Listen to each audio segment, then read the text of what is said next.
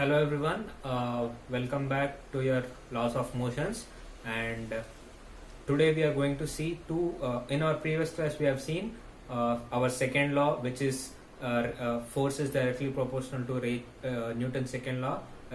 Force is directly proportional to rate of change of momentum, and our third law, every force has an equal and opposite reaction. And today we are going to see two very important topics. First one is principle of conservation of linear momentum, and the second one is rocket propulsion. So first one, let us see principle of conservation of linear momentum.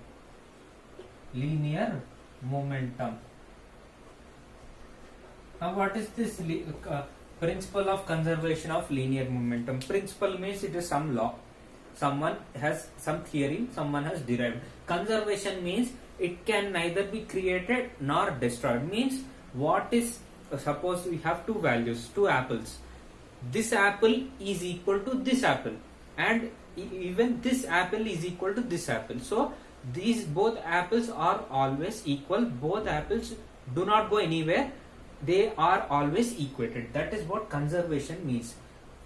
In general case, we have taken two apples, but here we are going to see what two are equal of linear momentum. So you may have you might know what is momentum, mass into velocity. Let us see what comes here. So the first step is two masses m1. This is mass m1 and this is mass m2. Mass m1 and mass m2 moving with velocity moving with velocity u1, and this is also moving with velocity u2. Moving with velocity u1 and moving with velocity u2. Let us name this mass as A and this mass as B. After some time, so you may write mass is equal to m1 comma m2, and initial velocity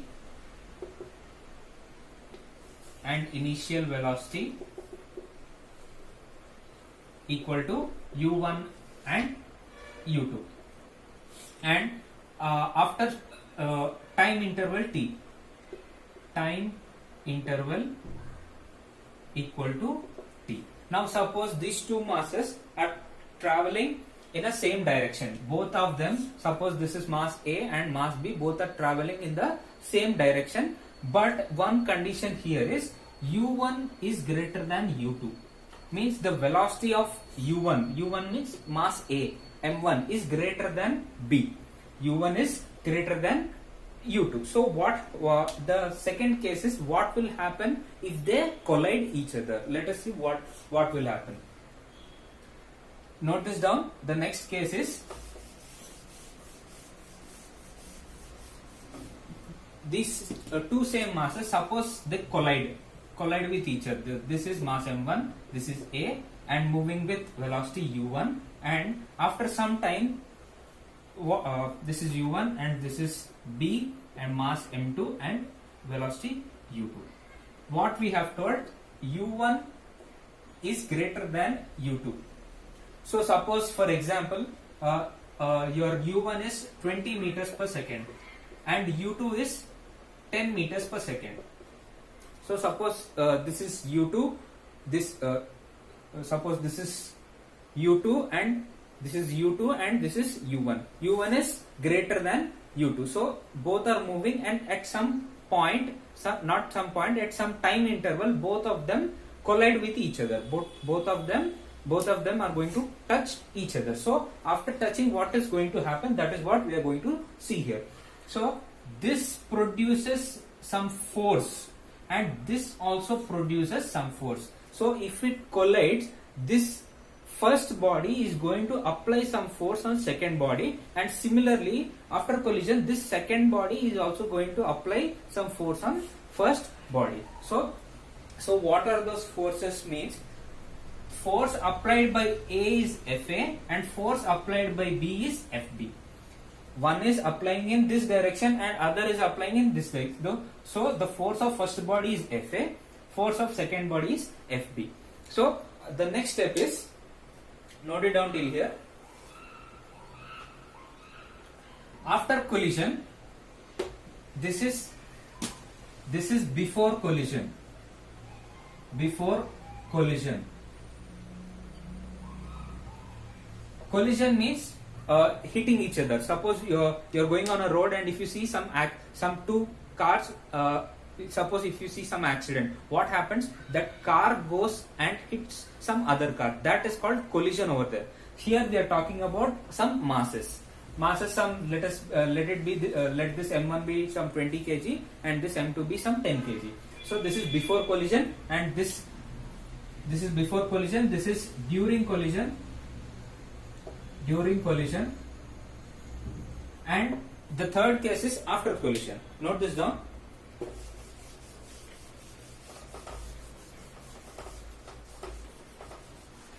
Third case is after collision. Now what happens is, after collision means again M1, this is mass A and this is mass 2 and B. After collision, what happens?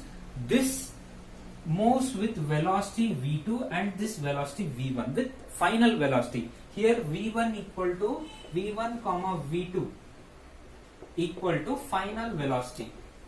Final velocity.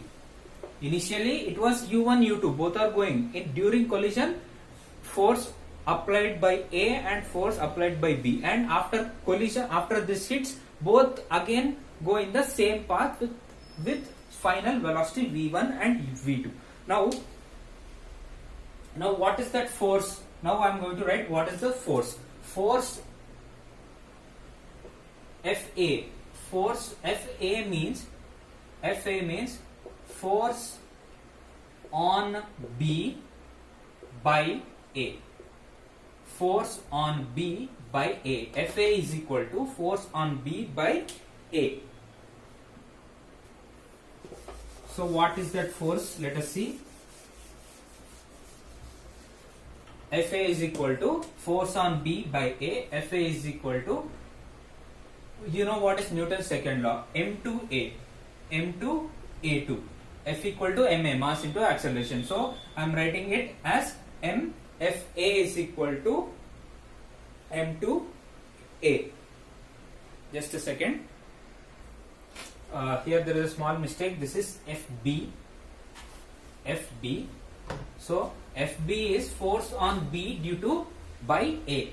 Force on B by A. So A is hitting B, right? So force on B by A. FB is equal to M2A. So FB is equal to, now what is acceleration? Acceleration is equal to change in velocity by time. Change in velocity by time. So what is change in velocity here? M2 is equal to FB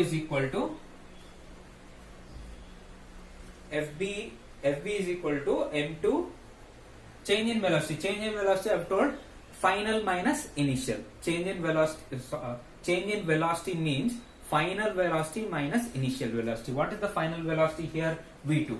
V2 minus U2. Final velocity is V2 minus U2 by T. Change in acceleration is equal to change in velocity by time.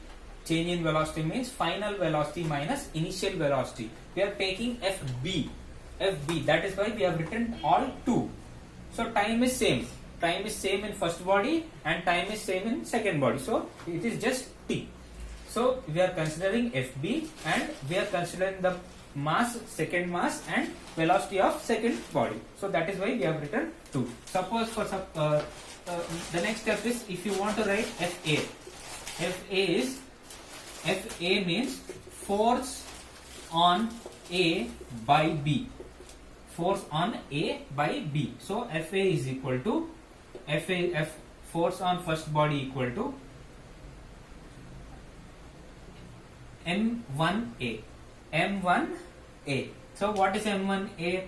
M1A is M1 into V1 minus U1 by T. Final velocity V1 and initial velocity of first body is 1. So change in velocity by time, M1 into V1 minus U1 by T. Now this is FB and this is FB. FA. So by Newton's third law, what did we understand by Newton's third law? Newton's third law is equal to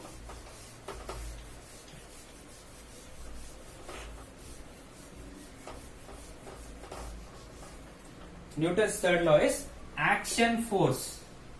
Action force is equal to reaction force. Action force is equal to reaction force, but opposite in direction. Action force is equal to reaction force, but opposite in direction. This opposite in direction, we are denoting it with a negative symbol, minus. So what is action force? FA equal to minus FB. We have written for what is FA and what is FB. So now what did we write? M1 into V1 minus U1 by T equal to M2 into V2 minus U2 by T. So from here T and T gets cancelled. Now open the bracket. So what do you get? M1 V1 minus M1 U1 equal, here I have a minus, so negative symbol is there. So minus M2 V2 minus into minus plus M2 U2.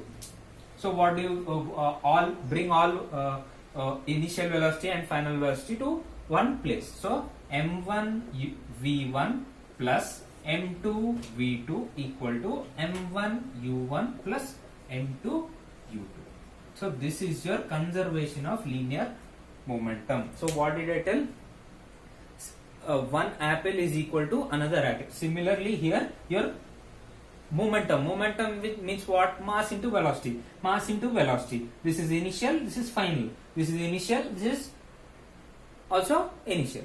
So this initial, this final is equal to initial. For what? Momentum. So this is your conservation of linear momentum. Note it down. This is very important concept which you are going to get in your 11th class and even your 12th class also. So note it down. And your next topic is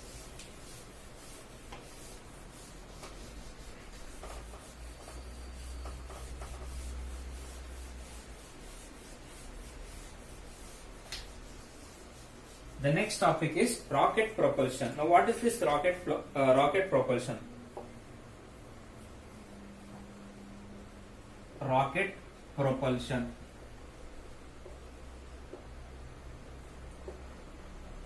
Now let us rocket propulsion, by the name only you can tell the working of a rocket. How does a rocket work? That is what on how does a rocket work means by what laws is it going to work. So let us see. Let us first take a drawing of a rocket.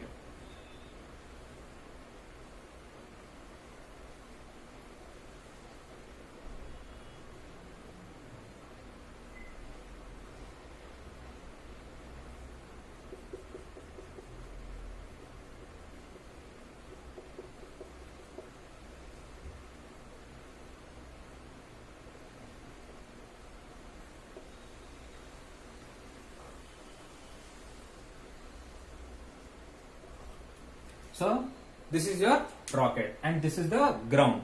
This part where all the gases are emitting out is called nozzle. The part from which the exhaust gases come out is called nozzle. So what is this nozzle and what is the mechanism we are going to see. Now mainly we use in your rocket propulsion, mainly we use law of conservation of momentum. Law of conservation of momentum, just now we have seen what is that, and third law.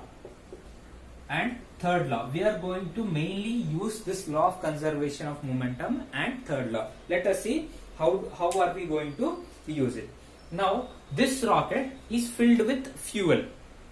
Rocket for a car or a bus you need petrol or diesel. Similarly this rocket is filled with some fuel which is liquid or gas.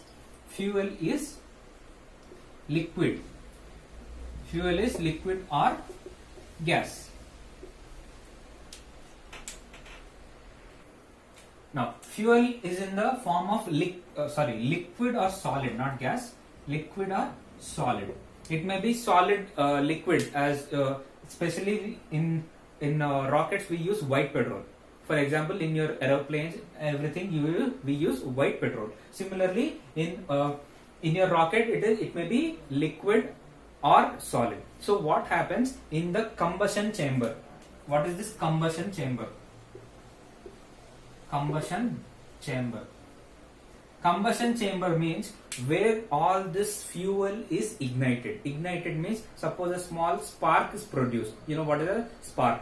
Little bit fire. Fire is produced. Now combustion chamber. Combustion chamber means now you have you lit a matchstick. Matchstick. How do you get fire? If you have oxygen only, you will get fire. Without, if you put a matchstick and you put a glass over it and covered fully, the fire will be off, put off. Why? Because you need oxygen for fire. So similarly here, for this fuel to combust, combustion means burning of fuel. To burn the fuel, you need oxygen also.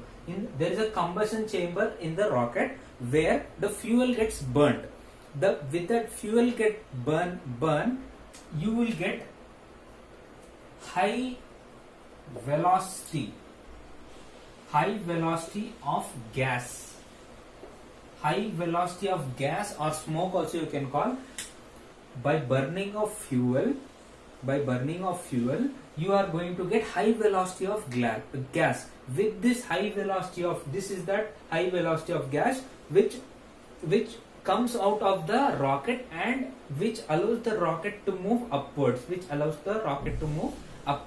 Now it is going upwards, and so rocket is pushing the gas and the ground is also pushing the rocket upwards. This is called upthrust force.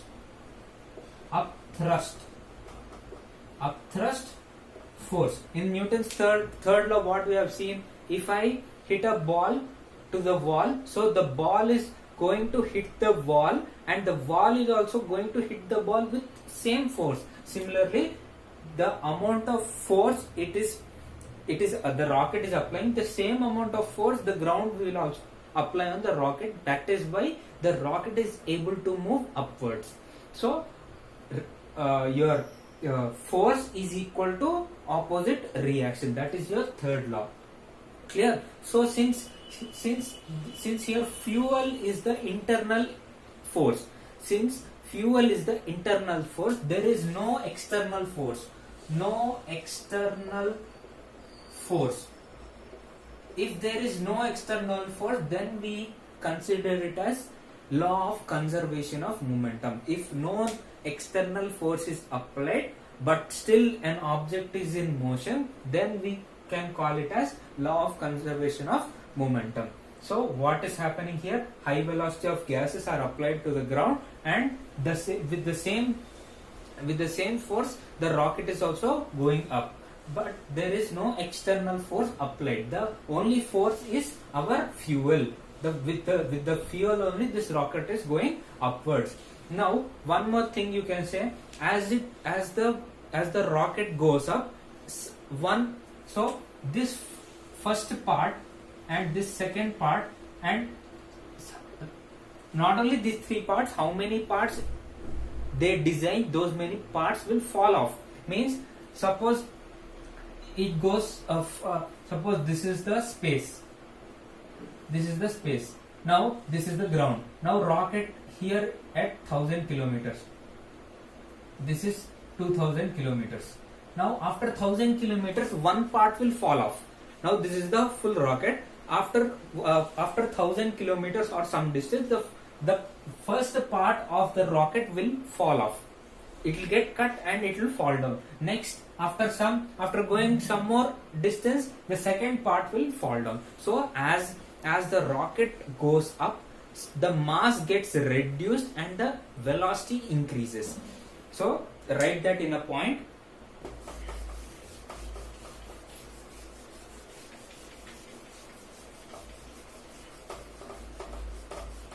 As the rocket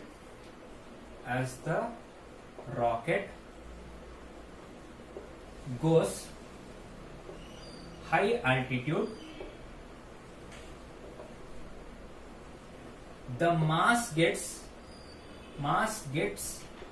reduced.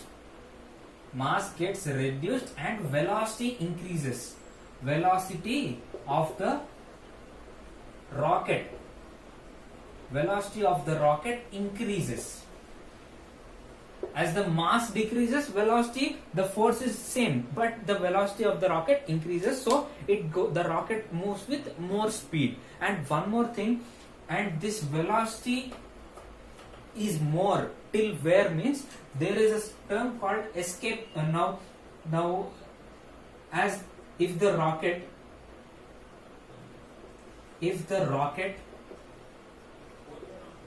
reaches the magnitude of gravitational pull.